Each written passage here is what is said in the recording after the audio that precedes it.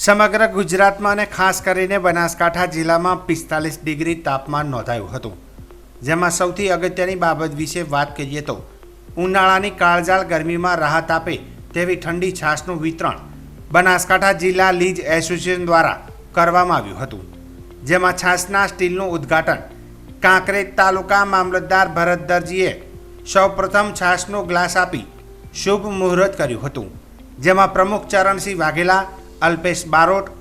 MS brothers પેઢીના મહેન્દ્રભાઈ જોશી, સુરેશભાઈ જોશી તેમજ દ્વારકેશ રેતી પ્લાન્ટના નીરુબા વાઘેલા ખાસ કરીને ઉપસ્થિત રહ્યા હતા,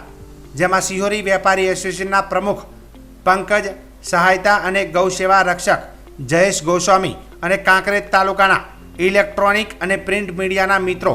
ઉપસ્થિત રહ્યા હતા અને ઠંડી છાશની મિજબાની માણી હતી। ત્યારે એક પ્રેરણા આપી છે।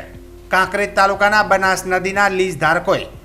પંખી પાણી પીને સે ઘટે ન સરિતા નીર ધર્મ કરે ધન ન ઘટે, જેને સહાય કરે રઘુવીર। ત્યારે હવે સૌ કોઈ લોકોએ ઠંડી છાશ પીને બનાસ લીઝ ધારકોને દિલથી આભાર વ્યક્ત કરી આશીર્વાદ આપ્યા હતા।